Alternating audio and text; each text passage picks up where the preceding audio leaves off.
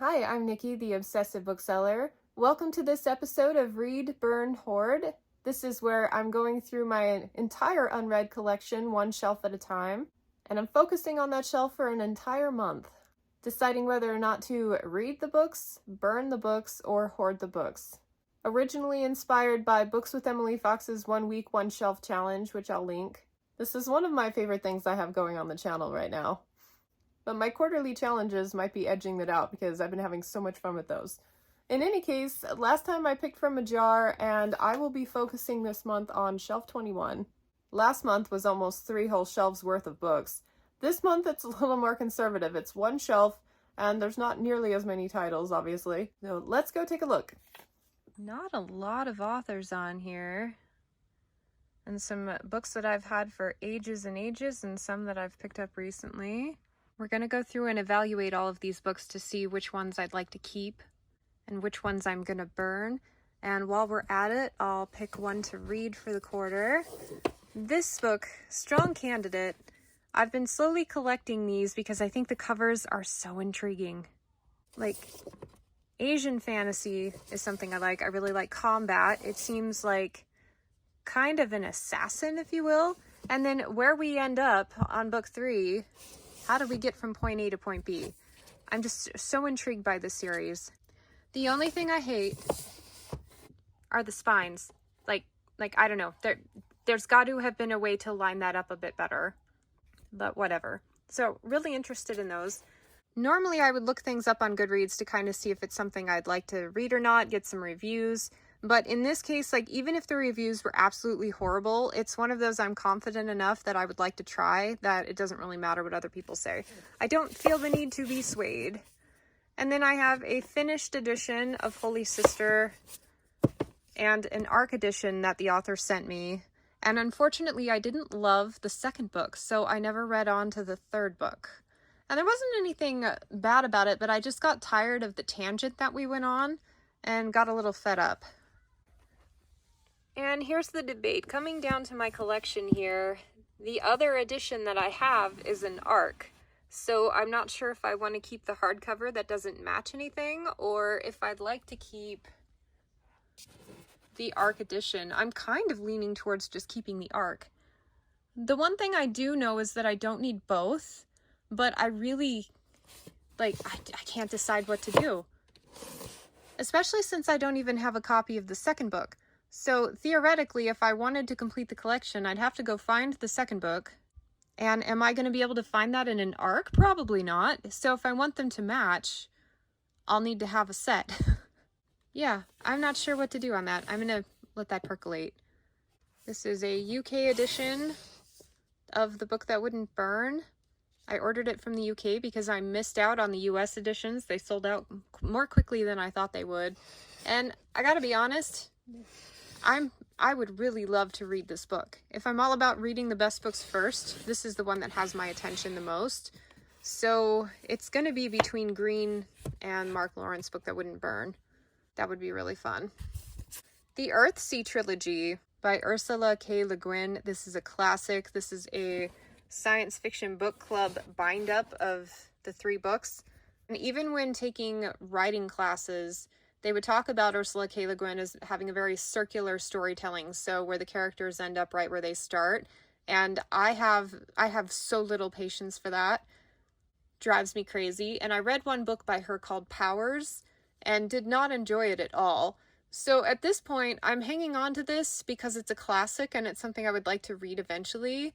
And so many people love this series. So many people that I feel like, I don't know, I'm peer pressure hanging on to this book. I feel like I at least owe it to try the opus magnum before I do something drastic and sell the book. Okay, so this is an interesting one. The Three Swords and the Sword Masters by Fritz Leiber.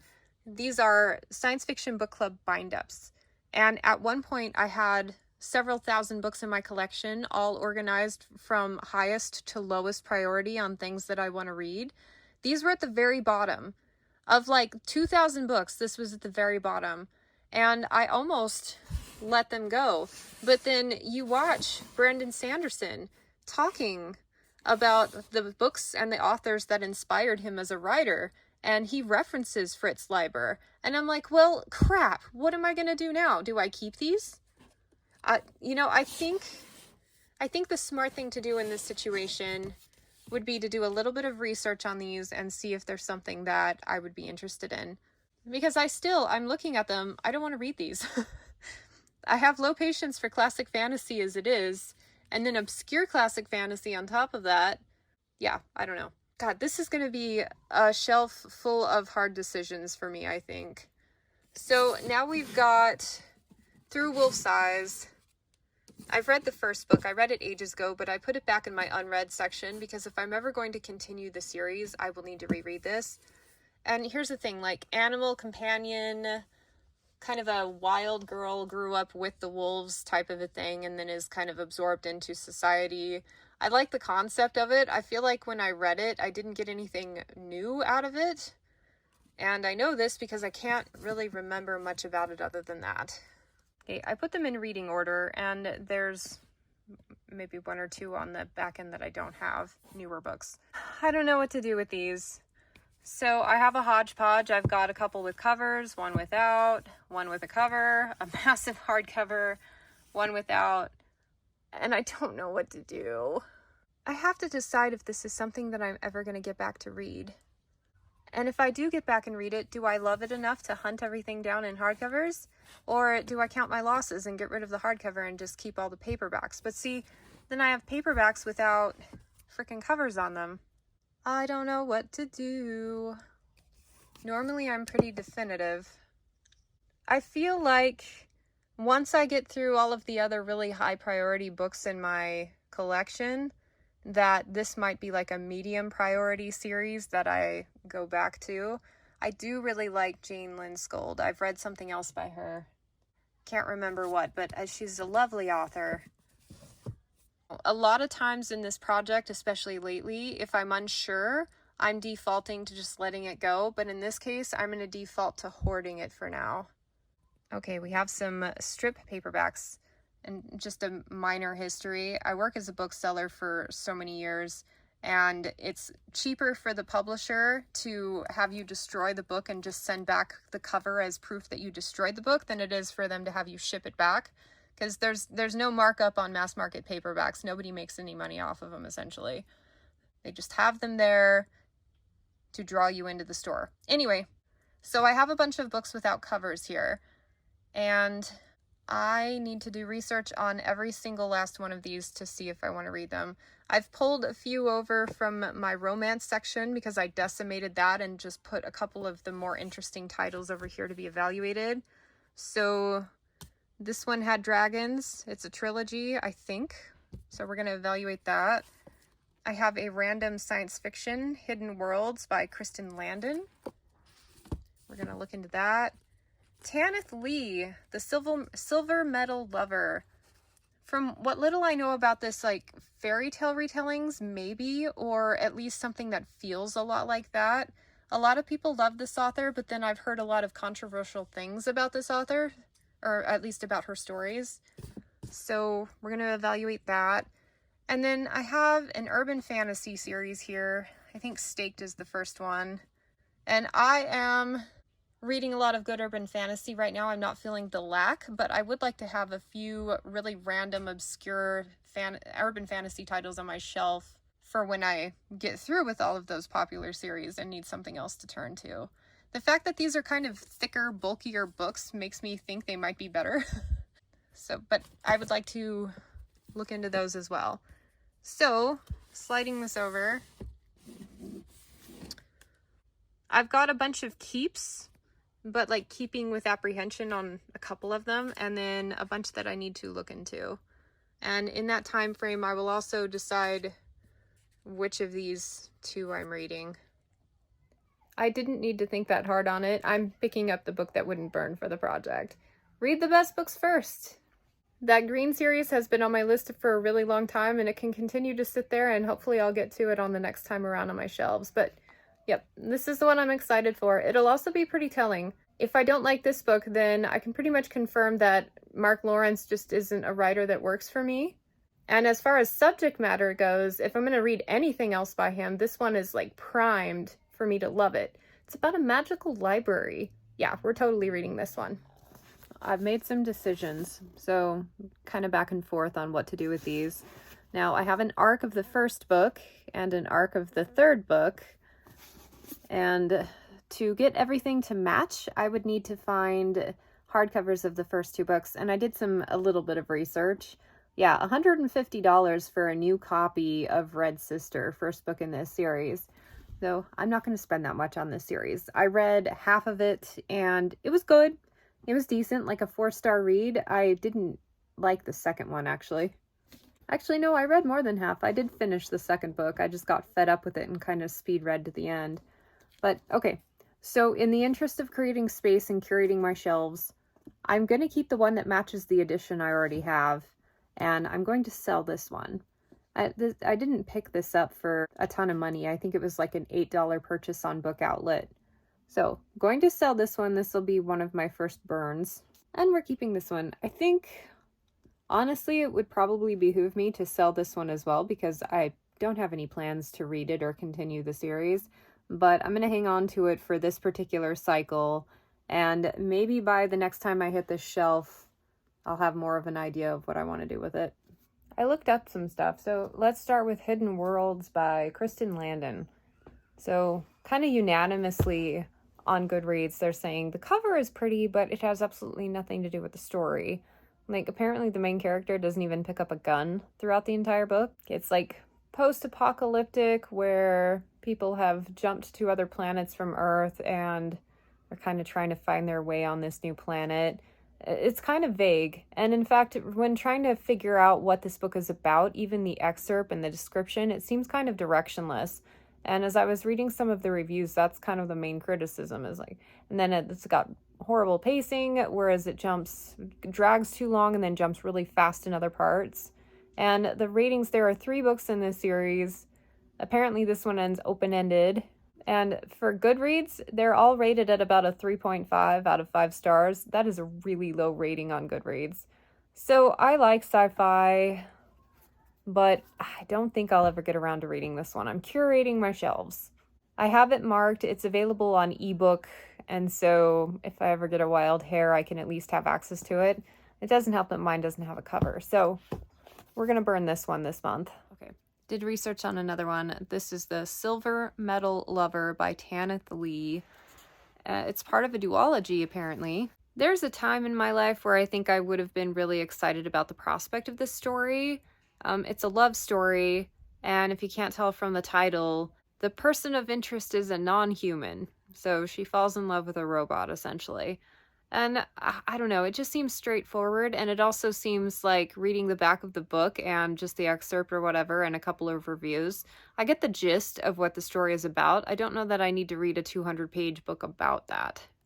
Not really driving me anymore. If I want a romance, I want a new adult romance. If I want a sci-fi book, I don't want romance in it. I want just a sci-fi book. Well, no, that's not true. It can have romance, but it can't be all about that relationship. It's got to be about the sci-fi components in the world building. So this is yet another one that is going to get burned this month. Oh, and I forgot to mention that it's got pretty decent ratings. It seems like if you read the book, you probably really liked it. It just doesn't seem like anything I'd gravitate towards or pick up within the next 5 to 10 years. The next one I looked up is Staked by J.F. Lewis. This is a 4-book series. And, okay, so marketing department on this one made some interesting choices. Probably because these types of covers is what sells in the urban fantasy market. We're ignoring, Dresden and Hounded right now. But this is a male author writing a male character. He seems kind of smarmy from what little I've been reading about it. But yeah, this clearly looks like a female main protagonist written by a woman author.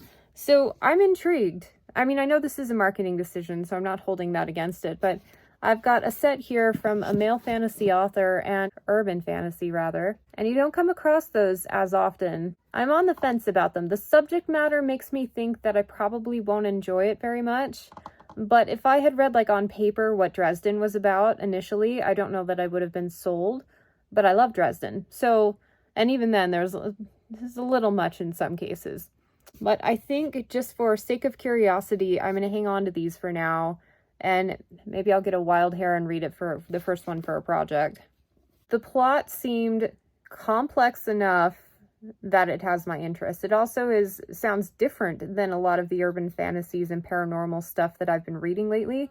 And maybe that's what I need. Maybe I need something just different enough to be good. Because goodness knows I'm not liking the ones that I've been reading particularly much anyway. Okay, I have some Jade Lee Dragon books. And right off the bat, this one's called The Dragon Earl. It has nothing to do with dragons. It's part of a different series that I didn't realize. So I'm unhauling that one.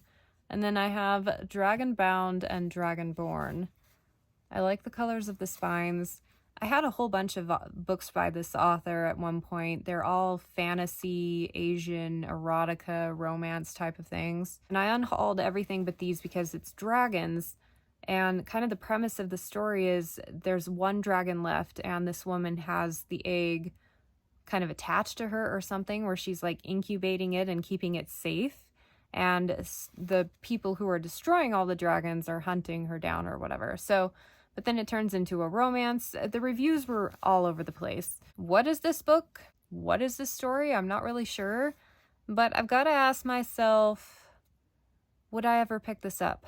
I don't know, because like I mentioned, if I'm a very specific reader. If I want a fantasy book, I don't want the love story to me, the main draw of the story. Like, that's the arc, whether or not they end up together.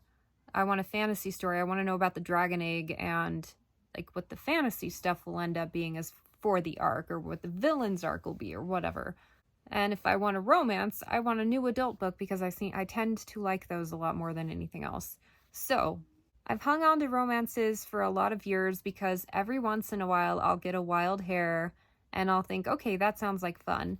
But I have not picked up a romance book of my own accord, other than book lovers like Emily Henry. I don't think she counts. But just like romances that are not of that variety, like contemporary, like I just don't read them.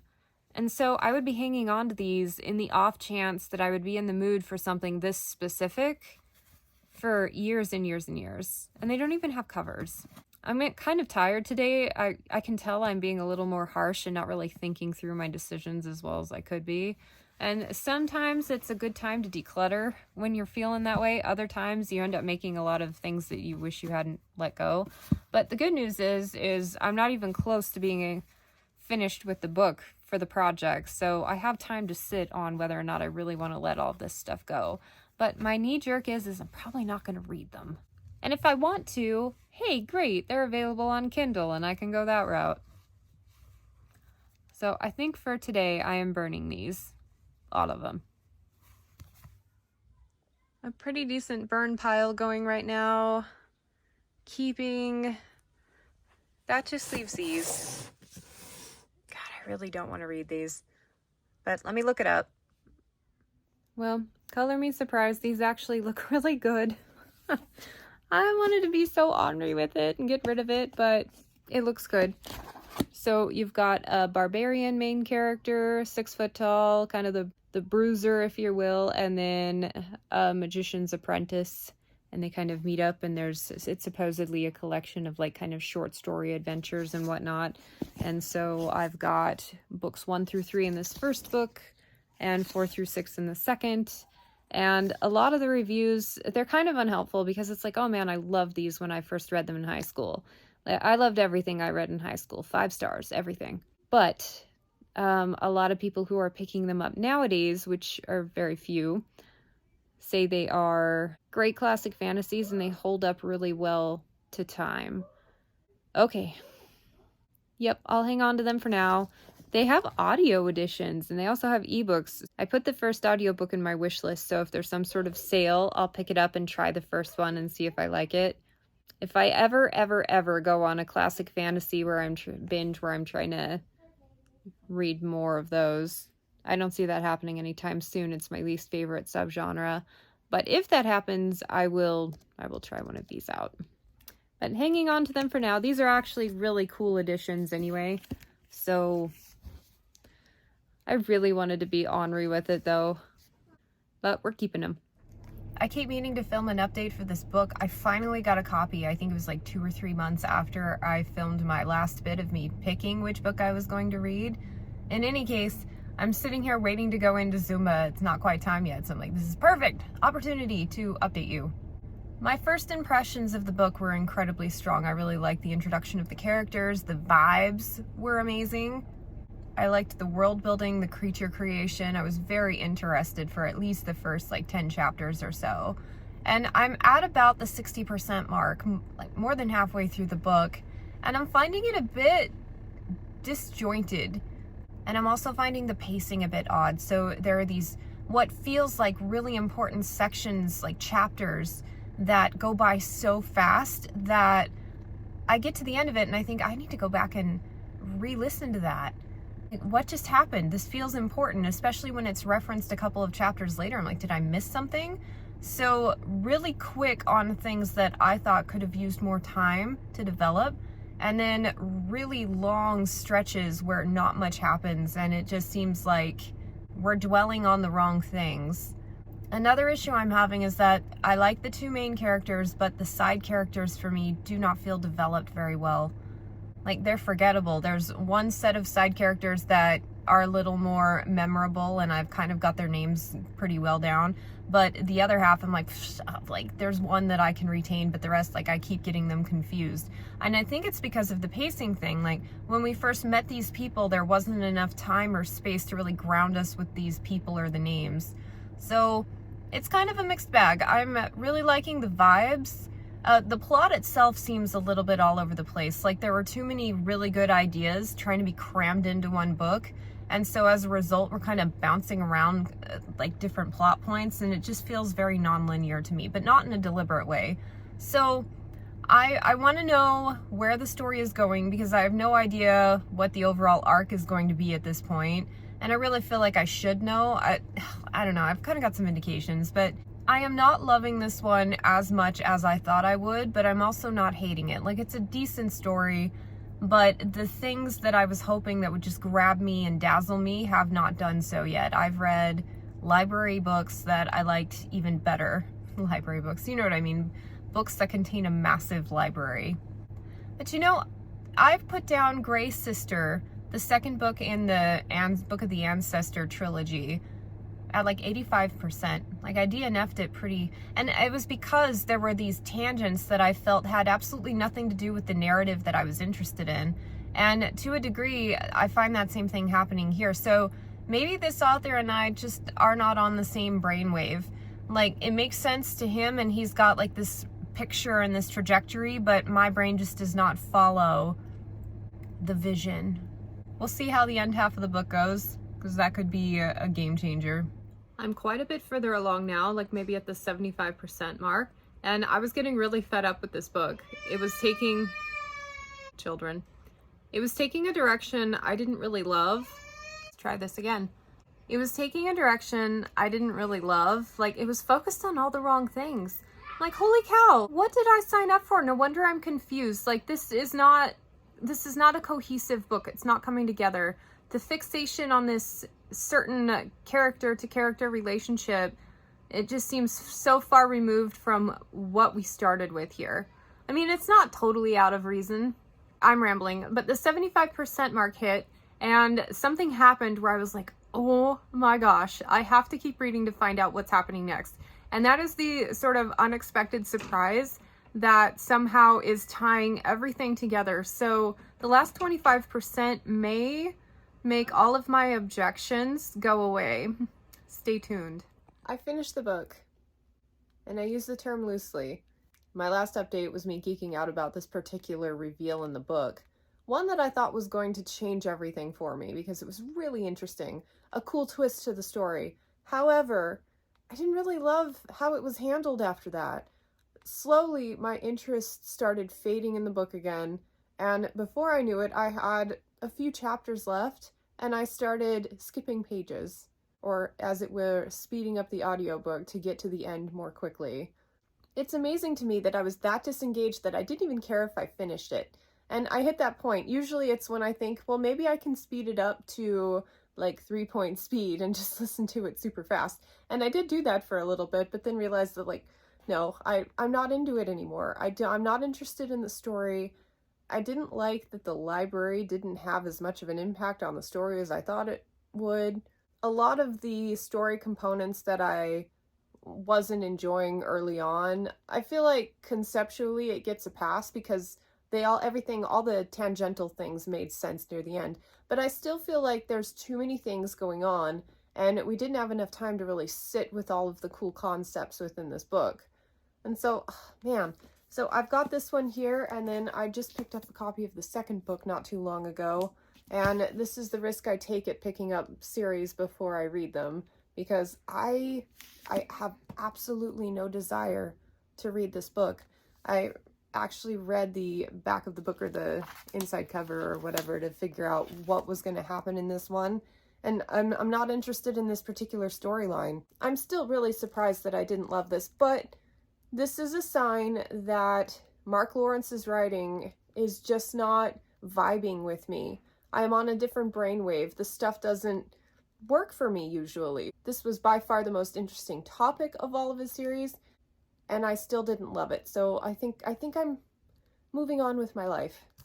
Not a bad book. 3 out of 5 stars. Closer to a 4 or 5 star beginning, and then it was like a 1 or 2 star ending. But that's just me. I did not like the direction the story took. I did not like the elements that we decided to focus on. And all of those same elements continue on into the second book, which by the way is a little bit shorter. And I might keep them because they're pretty, but I'll probably end up selling these when I run out of room in my red section. Ouch. But on the bright side, I get to geek out about some other books you might like. The Book That Wouldn't Burn had the sorry misfortune of being read after I had read the Scholomance series by Naomi Novik, starting with Deadly Education. If you want a book about a library and a school in general that's deadly and has a lot of interaction and school setting type of things, and like the library itself is still so vivid in my brain, and it's been well over a couple of years since I've read the series. The first 2 books are absolutely phenomenal. I feel like, personally, I wish I had stopped reading at book 2 because it ended perfectly for me. And there is a book 3, so you can continue if you want to. But overall, like, solid 5-star library read. Here you go. The next one, if you've been following Read Burn Hoard for a while, you might remember Spell Right by Blake Carlton. I still haven't continued the series, but not from lack of desire. This one was like The Book That Wouldn't Burn, only all of the library aspects and the character aspects were vibrantly fun. There's that X factor of charm that it had. I love the little gargoyle characters in it. There's kind of like representations of magic in the package of little gargoyles going around this library. And The Book That Wouldn't Burn had a couple of things like that, but it was more serious, you know, whereas this one was a ton of fun. The location was vibrant, the characters were animated. It's about a spellcaster who's dyslexic, and so you can see how that would cause a lot of problems when you're trying to do really precise spell work. I am really looking forward to continuing this series at some point. And then The Pariah by Anthony Ryan, part of the Covenant of Steel series. I got similar vibes from both books, and then it just so happens there is a prominent library scene near the end of The Pariah, and I thought the moodiness and exploration of it was really cool, and for me, the narrative came across a lot more clear. With Book That Wouldn't Burn, I had trouble keeping track of what was going on, and like I said, I think it was just a brainwave thing, different frequencies. But Anthony Ryan is an exceptional writer, one of my all-time favorites. This book, if you look at my Goodreads review, I didn't rate it specifically very high, even though it was written superbly, because I can't stand martyrs or religious zealotry in my books, and that's kind of a couple of themes of this series. And I think you will like the library stuff if you liked The Book That Wouldn't Burn. I looked it up. I chose that I was going to read The Book That Wouldn't Burn on March 28th. That is 4 months between when I picked the book and when I was actually able to obtain a copy at the library. Because for these projects, I usually need to default to audiobooks because I have so many like ARC projects going on with the physical reads. 4 months, which would explain why I haven't posted a Read Burn Hoard video in a while. It's been an event. Oh yes, and final tally. These are the books that I'm burning this month, which actually leaves me with a little space on the shelf. Go me. Now comes my favorite part of the process, picking a next shelf. I've got, I don't know, maybe 10 out of 35 left. So we're getting close to being done with the first pass. And once I'm done with that, I'm probably going to start over and really fine-tune curating my shelves. So for this next month, I will be focusing on shelf 19. Yeah, this is one of my single author shelves. One I've been kind of dreading, to be totally honest with you. I have so many books by this author. But when I had to do this last time and thinned out my Anne McCaffrey collection, I am so satisfied with what I'm left with. So maybe it'll work for this shelf as well. In any case, next time you see me for Read, Burn, Hoard, I will be discussing shelf 19. Thank you so much for watching. Subscribe if you haven't already, and I will catch you on the next one. Bye.